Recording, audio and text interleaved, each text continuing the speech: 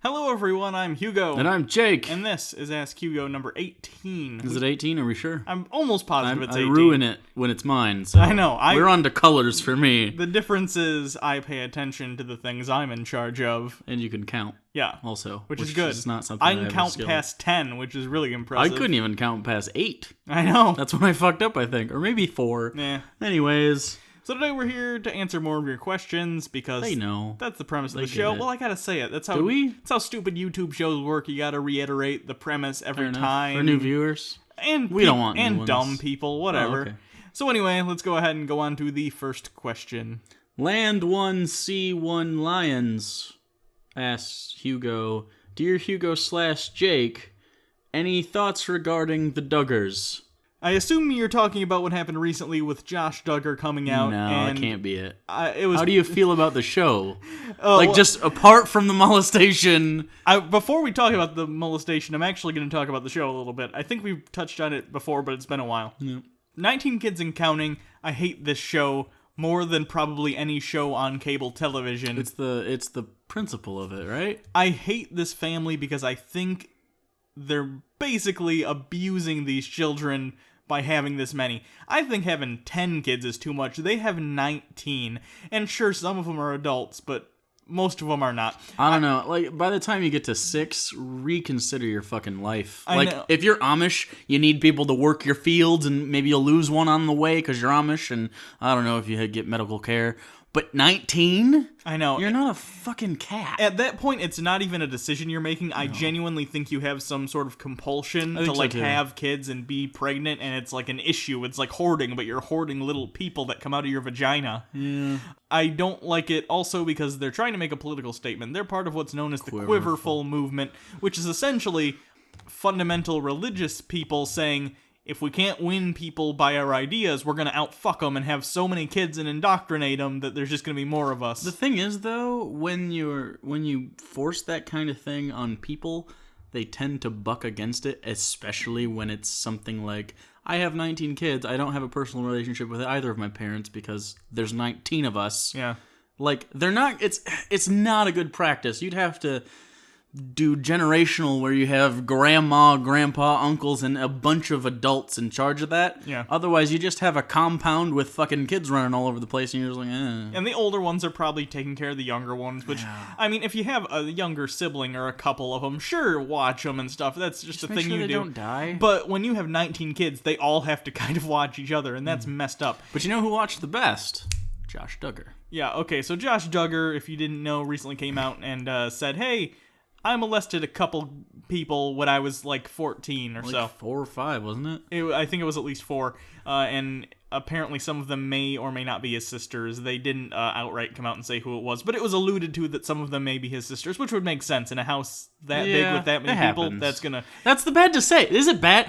That'll fucking happen. Like, if you have 19 children. Okay, first of all, odds are, I'm surprised that are any of them developmentally fucked? Like, I don't know. Any of them fucked up? I don't know. Because statistically, they should be. Like, the more you have, the more chance you have of not only, like, stuff like Downs, but just developmental shit because your pieces are working so hard. Yeah. But good for them if it hasn't. And I hope all the kids are healthy. Some of them gotta be gay, too, statistically. Right, yeah. It's like 1 in 8. Yeah, and... So. But, anyway, so Josh Duggar molested some kids years ago and basically got away with it, and the statute of limitations is up, which allowed them to come out and talk about it because that story broke and they needed to do some damage control, so they came out and were like, hey, I apologize. And, you know, I do think that people who are pedophiles, and I'm making a distinction between pedophiles and people who molest kids, I do think that people who are pedophiles, I don't think that's a choice they're making. I think you can grow up and there's something about your mind, like sociopathy and stuff like that, that made you attracted to children. That's one thing, and I feel bad for those people because it's not something they can control. And it's probably a balance between nature and nurture. I mean, some people are probably predisposed to that kind of thought process, and, you know, some people are just fucked up, and it happens. The difference is, when you actually go through with it and you're molesting children, you're causing damage to another person that's gonna fuck them up possibly for the rest of their life, and that's not okay. That's where I draw the line. It's the difference between, you know, being an angry person and thinking about killing someone, actually killing someone. Like, you can't do that. I have a little bit of sympathy for people that think about it and never act, but as soon as you touch someone against their will or rape them or however you molest them in any way, it's like unforgivable. I can't get past, because you're not, you don't go into that thinking, oh, this is fine, this is socially acceptable. Nobody likes pedophiles. Yeah, and I think as a society too, I think we need to, because it's such a stigma to even be a pedophile, and the word pedophile is now synonymous with child molester. Like, you can't be like, hey, I'm a pedophile, give me help, because people are gonna think, oh, are you fucking kids? You can be like, no, I'm not. Please help me not to, because everything, like, my body's telling me to want to, but I don't want to. Right. It's so stigmatized. How do you even go about that? Yeah, I mean, it's because it's pretty much the most horrible thing you can do at this point, like, socially and probably practically. I mean, that's really fucked up. Especially the emotional damage, especially just beyond, like, physical heals, but you just can't come back from that. So yeah, I think it should be. And I don't think this guy, he doesn't seem remorseful. No, that's the difference. The thing about Josh Duggar is he's a piece of shit. Yeah. Even beyond someone who just touches kids, and his whole family is too, at least his parents. Maybe not some of the other kids. Some of the kids are probably victims, and I feel bad for those kids. But the fact that this is a family that rails against homosexuality, and one of the arguments they continually bring up is because homosexuality will somehow make people pedophiles or touch kids. You covered up your own straight son touching kids, some of them maybe your kids, and you are going on some moral crusade to try and stop people from living their lives the way they want to and not hurting other people? Fuck you. The one thing I cannot stand is hypocrisy. That's the one thing. And it's always funny that the people who go out of their way to have these moral crusades and to try and tell people how to live their lives are the ones who are usually hurting people. Like, I don't give a shit how anyone wants to live their life. I'm not going to tell people how to do things they want to do as long as they're not hurting people. Right. But the people who are yelling at people to do this, do that, they're the ones doing shit. What the fuck is wrong with them? TLC better cancel that show. I know they suspended new episodes or some shit. And they should. And I hope... I feel bad, too, because if some of those kids were victims, now the victims are going to be cut off from a money source because they're not going to have the show anymore. You know that the fucking GoFundMe will go up immediately, though. I know. So it's not even... It's just asinine, and I hate that show. And I've never been a fan of TLC because their shows... They're very exploitative. Yeah, like Here Comes Honey Boo Boo was on for a while, but that got canceled because the boyfriend of the mom ended up being a Sugar child, Bear or the other guy? A different guy, I think she ended up going out with, ended up being a child molester. Those are the only names I know is Honey Boo Boo and Sugar Bear. I know. And it's just so messed up. Seriously, the Duggars, I didn't like you already just because, I disagree with the whole Quiverful thing. I disagree with your anti-homosexual stuff. I disagree with a lot of the political stances you have. Fundamental Christianity. But now you're hypocrites, which on top of everything, I despise these parents, and I feel bad for these kids, except for Josh Duggar. He made a choice. He wasn't a full adult. 15. He's old enough to know. When you're 15, you're making conscious decisions, and you know when you're hurting people or when you're not. If he was like 10-ish, I'd have a little bit more leeway and be like, that's fucked up, but I mean, 10 years old. But 15, you've hit puberty. It's enough to know. You've had a lot of time to think that through. In part, I can see how maybe some of his upbringing could turn him into this. However, I think he was predisposed and pushed over. But still, he made a decision, and that's enough where it's like, okay, not cool. But fuck him, he's an asshole. And not just for molesting kids. For molesting kids and then being all the things Hugo said. Tanner Davidson says, "Hello, Hugo. Who is your favorite person in history so far?" That's a funny way to put that. Yeah, I'll give you a couple options because... There's a lot. There is a lot, but also because each one has their own drawbacks, because I'm not one to try and glorify someone from the past just because they're dead and they did something good. Someone who I borderline hate, but I also have to respect because of their business savvy and the things that they did popularize, Thomas Edison. People hate Thomas Edison because, he invented the light bulb. No, not really. He popularized it. He took other people's patents. He did the same thing for movies and lots of 20th century inventions. He basically just popularized them and stole them from other people, but he did bring them into the mainstream and made them practical, at least earlier in his cost-effective, too, is what he was going for as well. So, I mean... I gotta respect him for that, even if he's a complete asshole and didn't steal from people. Terrible guy. Nikolai Tesla, he developed AC current, which is much better than what modern power grids use, so I respect the shit out of him for that. Not as good of a businessman. Edison kind of fucked him over, but sure. Some of the founding fathers of the United States, very cool, philosophical guys. Franklin is number one. Sure. Madison, Jefferson, if you can get by the, slave fucking. But Even I think Ben Franklin is the one that I would want to hang out with, though. Yeah. Because he would just be rad as fuck. He's always telling stories and telling jokes back then, and I have his biography, and it's fantastic. So maybe his autobiography, he wrote it himself. Yeah. Because he's Ben Franklin. He's like, I know. I get it. Maybe Abraham Lincoln. That's a little cliche, but still, I mean, Lincoln there's a probably reason wouldn't be it's a fun, cliche. though. He was a great politician, and I think he was a really great during that crisis. I don't necessarily think he was a great thinker. Does that make sense? Yeah. Like he's not in the echelon of like Da Vinci, No. Michelangelo, like the Ben Franklin, these guys that innovated. And I mean, even Thomas Jefferson was like a guy all about the Enlightenment and wanting like scientific progress. And to be fair, he thought that the U.S. should be a strictly agrarian society, but and then work on innovation in the meantime between that kind of stuff. But he had slaves, so I think he thought that was a good plan because he didn't have to do it himself. Getting outside of... Probably, let's go more modern. I know. What do you think? Well, more modern, I was just going to say Jobs. outside of... Oh, Steve Jobs, I think Steve Jobs is a complete tool. Yeah, he was a tool, but I'm saying, like, he did really good things. It's in the same way Edison did. See, He brought it in. He did certain things like that, but Edison popularized, like, the light bulb. I know. Jobs popularized MP3 players. Smartphones, come on. Smartphones would have happened. Maybe. The iPhone changed it, though. The iPhone, I know. When the iPhone came out, there were smartphones before the iPhone, but the iPhone basically... It worked. Sounded the shift from everyone has a phone, some people have smartphones, to everyone has smartphones. Like, all phones except for drug dealer phones are smart. During that period... There's even drug dealer smartphones now, I'm not even kidding. Yeah, where you can just buy, like, the... Burners, yeah. Bill Gates, not necessarily because of Microsoft, but because of his humanitarian stuff. He's a billionaire who knows how to spend his money to help better the world. I'm really happy about that, and that doesn't happen often. Elon Musk is also one of the cool guys. Cool. He's doing a lot for space exploration, obviously. If you guys don't know about SpaceX, you need to get up on that. Mm-hmm. He's pretty cool.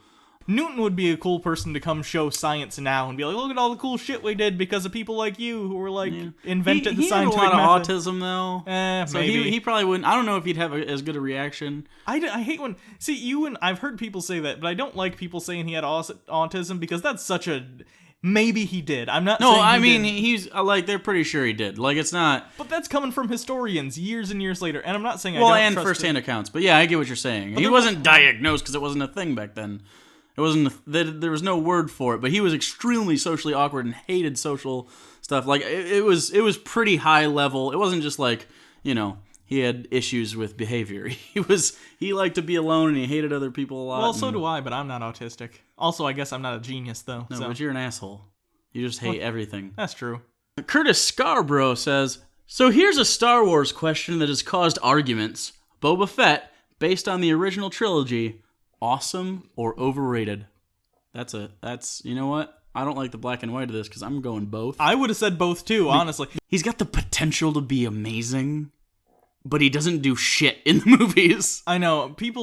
I don't know where this even came from. I've heard it's because the action figure was one of the most popular at the time when it first came out because he looked cool. He looks cool. So it's kids projecting their playtime onto the movie and making him more badass than he really is. It's gotta be something like that. But I like the idea of the character. The fact that, he's a bounty hunter who caught Han Solo. Darth Vader clearly respects him because he talks back to Darth Vader. And he's on the detail of Jabba the Hutt during the Sarlacc pit fight, and that's it though. That's all of his scenes. He seems like he could be a cool character. You just don't see a lot of him. And in the remasters, they added some shots of him in Jabba's place, which I think try too hard to make him look cool. Like it's him hitting on some like ladies. It's like, okay, come on. I think he's overrated. He is cool, and if he like somehow showed up in the new movies, I'd be like, oh, they're making a Boba Fett movie. I know, so maybe they can do something cool with that idea. And I'm not talking about the video games. I know there's been video games starring him and stuff, but just in the movies, there's not a lot of material to work with, and he dies like a bitch. So I don't know what to say other than he is cool. I like the idea of Boba Fett, and I like there's clearly a mystery to him But in the movies, there's not enough to really warrant like Boba Fett's so badass. I mean, in expanded universe, yes, probably, but most of that's thrown out now anyway, so it doesn't even. Well, matter. Mandalorians were cool though in the expanded universe. They're basically the Trojans of space, so that was pretty sweet. If you only go by the movies and not all the stuff you're projecting onto it with the toys and he's not cool. I mean, he looks cool, but he's not cool. So. True that. Illuminati watching, says to Hugo. My mom is a huge Your mom's a huge conspiracy theorist. Okay, just his mom, not you. Illuminati watching. My mom is a huge conspiracy theorist. She believes things like there is a cure for cancer and chemtrails, and I wanted to know if there are any good resources debunking conspiracies like this so I could explain to her next time she starts talking to me. Dude. Run the fuck on. Okay, first of all, is cure for cancer a fucking conspiracy that I want? Yeah, because some people think that like big pharmaceutical companies give people cancer, have a cure for cancer and are refusing to release it, which is stupid enough as it is. Even economically, that doesn't really make sense. Well, but I mean, like if you think about cancer, it's not the same every time, so you can't just get a cure all. No, that's why it's a dumb conspiracy. It's stupid. As far as chemtrails, it's just planes, dude. I would say you're probably not going to find any resource that could convince her. If she could be convinced by a resource, she wouldn't be a conspiracy theorist. Anytime she brings it up, though, I would ask questions and try and poke holes in what she already believes. Right. I wouldn't try and necessarily present her with, here's this information in your face as to why. I would try and have a discussion with her, and like when she tries to explain things, try and explain why that doesn't make sense. Like the cancer thing, explain cancer isn't one disease. Cancer just describes a very general idea of cells replicating out of control. Right. There isn't one cure for cancer. It's even if we could somehow have cures for cancers, and there are treatments obviously, but if we had a cure for a specific cancer, it wouldn't work for all cancers. I would go Socratic 100%. You have to just ask questions all the time with people that are espousing falsities in the face of obvious facts. And you treat it just like creationists because it's the same thing. They're just telling themselves over and over that this is true until they believe it, and now they're a truther. And so you just gotta ask questions and they have to climb themselves out of that hole. And usually they don't, but it could work. But your mom is probably just gonna be that way. Yeah. So I think just like it doesn't really like being a truther doesn't really affect that much. It's not like she's voting for weird shit. Maybe except she probably. Well, unless she's probably against GMOs and gluten. So, I don't know. But, deal with that. That's fun. My mom believes in ghosts, and that's about the limit. I mean, she's not very bright. Like, she wasn't very educated, but she's not, like... crazy. She doesn't lie to herself. Yeah. But she definitely believes in ghosts, though. I know. I've heard that discussion. It's a bad discussion. The dog barked at it after she died. Yeah, okay. Merrick 1057 says, Hugo, I know you guys record your videos in advance. Yeah, we don't do it live. Sometimes, but I think he means far in advance. Yeah. It's not usually that far in advance. We were about a week generally, but we've been doing it like a month in advance. Sometimes, for a while. We're trying to get back into, well, not trying, but it is slipping back into a week or two before, and it depends. Like tomorrow we're recording a thing that's like 3 weeks ahead, so it just depends. But lately it's been about a month ahead of time. Usually it's much 2 to 3 weeks is about the sweet spot, because then we don't get burnt out. We can take a break or something. We know we have it. I was wondering how far ahead you have recorded on the Bible study videos compared to what has come out so far. Also, do you have a favorite part that you're looking forward to getting to? As far as the Bible studies, the next one's going to come out on the 3rd, and we haven't recorded that yet. So we are 5 days away from that? Yeah, but this will come out after that. Right, but when we do that, we usually do 2 at a time. No, we're not doing that today. We're recording that today, I think. The Bible episode for the 3rd, we will record tonight, and that'll come out. And then the next time we have a Bible episode due, it's the 10th and the 24th. I have our calendar right in front of me. And we'll probably record both of those at the same time. It's just easier to do like 2 Bibles back to back. And then we alternate those. And then as far as the Ask Hugos and the Jake Reads and movies and stuff, sometimes we do the Hugos and the Jake Reads together. Tonight we're not. We do some unpop stuff when it happens. We don't really have a formula. We just have dates that we have due dates. We planned it out a month in advance, though. If that's a good answer to the question, I guess. Yeah. We don't necessarily record it a month in advance all the time. Everything is at least a month forward as far as planning. Yeah. I mean, I could tell you what we're doing on the 30th, but I'm not going to. Okay to be imperfect. Says, Dear Hugo, what are your thoughts on people who say that the concerning parts of the Bible, slavery, genocide, etc., are simply misinterpreted by us and then use other Bible quotes that supposedly contradict those concerning passages and still consider the Bible to be perfect religious text? Thank you. Smiley face. I would say, by what metric are they measuring what is correctly and incorrectly? And I would say, does it happen to line up with the things you personally believe? It almost certainly does. And I would say, what is literal, what is correct, and what is not, and why? Why is this correct and why isn't it? Because whether or not they think they do need a justification for it to be valid.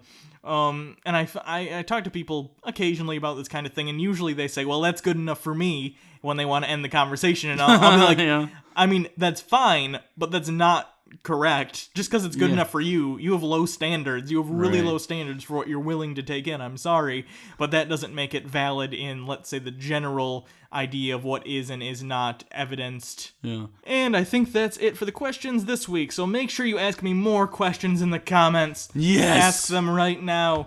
Clickety clack clack clack. Run it through a spell checker. Maybe have someone proofread it. Take it to your English professor. It's hard for me to read that when you guys don't have any sort of punctuation whatsoever. I mean, I get it sometimes. You're 15 years old. You're excited to talk to us because we're fucking amazing.